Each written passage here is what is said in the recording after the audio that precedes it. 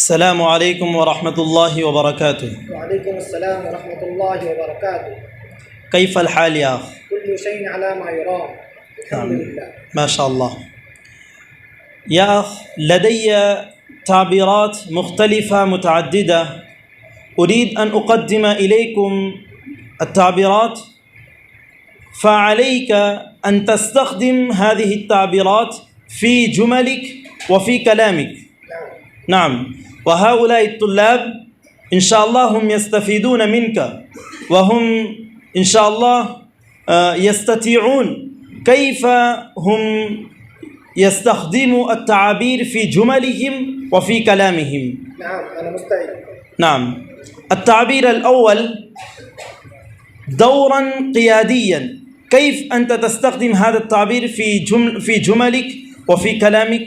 نعم، إن فضيلة الشيخ الأستاذ سجاد القاسمي حفظه الله ورعاه قد أدى دورا قياديا ودورا هاما في تقدم الدورة التدريبية العاشرة.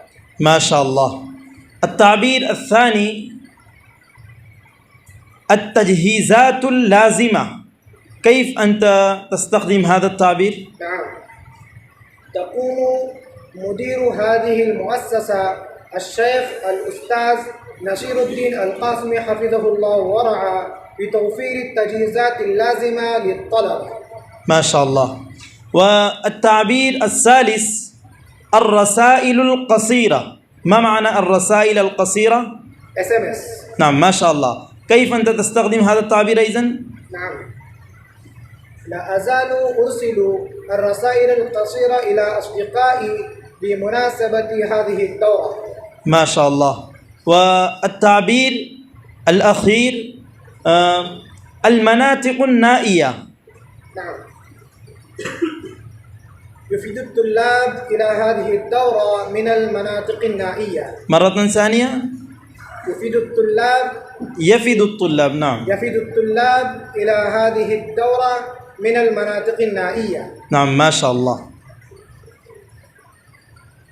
إني أقدم أمامك التعبيرات. نعم، أنا مستعد. أنا إن شاء الله أنا أستخدم التعبيرات في جملي إن شاء الله. نعم، الأول المنطقة المضطربة. نعم، يزور العلماء المنطقة المضطربة ويقنعون أهاليها. نعم، ما معنى منطقة المضطربة؟ أي حالات زدہ علاقے و پریشان کن علاقے، نعم. متاثرہ علاقے. الثاني الدول المتقدمة. نعم، تضع الدول المتقدمة العراقيل والعوائق أمام تقدم البلاد النامية. الثالث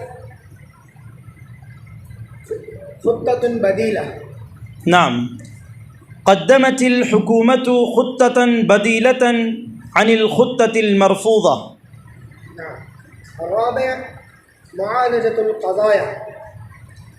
نعم، إن المسلمين هم يحتاجون إلى اختيار أجدى السبل لمعالجة قضاياهم. نعم، فجزاكم الله خيرا.